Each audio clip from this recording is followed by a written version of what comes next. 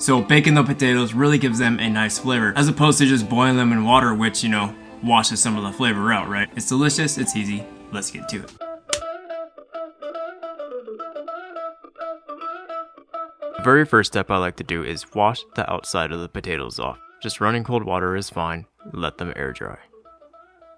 Place the potatoes into a dish, drizzle the outside of them with a little bit of oil. Season the potatoes with a nice seasoned salt. I'll leave my recipe in the description for you. Make sure to get both sides. On a sheet pan lined with parchment paper, lay down some kosher salt. The salt is going to help pull a little bit of moisture from the potato. Now you want to bake the potatoes at 400 degrees, and that's going to go for about an hour to an hour and a half. They're going to be ready when they are fork tender. Next on the ingredient list is 4 cloves of garlic that I'm going to put on the cutting board, give it a light smash, remove the outer papery layer, and cut the root end off. Give the garlic a very rough chop. This is a blended soup, so consistency on the chopped garlic is not necessarily an important factor.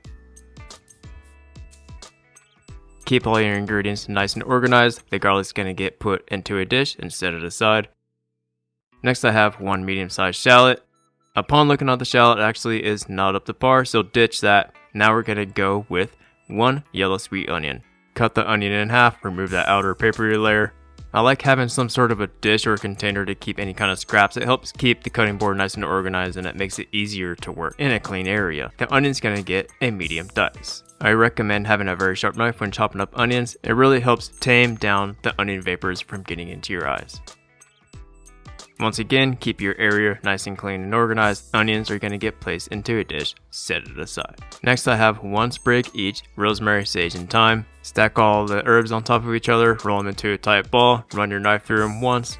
The less you chop the herbs, the more flavor they're going to have. They have oils in them. The more you chop the herbs, the more of the flavorful oil is going to get removed from them. A total of 2, maybe even 3 passes is more than adequate. Quick recap of the ingredients. We have those chopped herbs, the chopped garlic, the chopped yellow onion, 1 pint of heavy cream, and 3 cups of chicken stock. And of course, salt and black pepper. After about an hour, hour and a half, the potatoes are ready to go when you are able to pierce them with a knife with no resistance. This part is best when the potatoes are still hot. I cut them in half using tongs, holding them, and the skin is going to get peeled right out the potato. If necessary, use a pair of tongs, use a fork, whatever you have to do. Just be very careful. It is easier to remove the skin when the potatoes are still hot. Go ahead and rip through all those. And now we're going to get a stock pot over medium-low heat. Add 2 tablespoons of oil. While the oil is still cold, add the onions.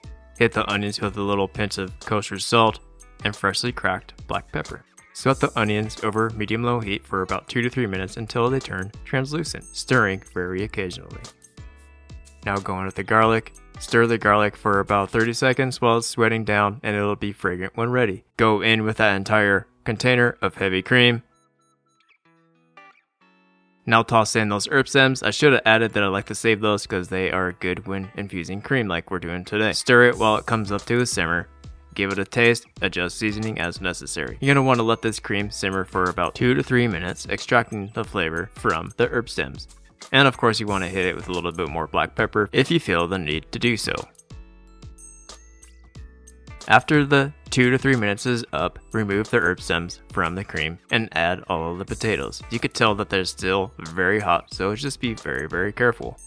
After all the potatoes have been added, go in with the 3 cups of chicken stock. With an immersion blender, blend the potatoes and the cream and the chicken stock until it is fully smooth. This should only take about 30 seconds to a minute. Add a little bit more water if you need to thin the soup out. Give the soup a taste, adjust seasoning as necessary, add a little bit more salt if it needs salt, add some more black pepper if it needs black pepper. Of course, this is all to taste. I probably added about 2 tablespoons worth of salt to this entire batch of potato soup while it was cooking. So after you get the final taste and you're ready to go, I go in with 6 ounces of shredded cheddar cheese. I may want to add that this is a medium cheddar. The cheddar cheese is a very nice addition to the potato soup, adds a nice richness to it and a little bit more body, a little bit more texture. All that shredded cheddar cheese is going to go in. Set aside a little pinch or so for a garnish if you're going to have yourself a bowl of potato soup right now. Stir in the cheese into the soup while it's still hot so that it's fully melted through. Get yourself out your favorite bowl, give yourself a couple ladles full of that delicious potato soup. I love how creamy it is and it smells phenomenally. Top it with some chopped herbs and a little bit more cheddar cheese.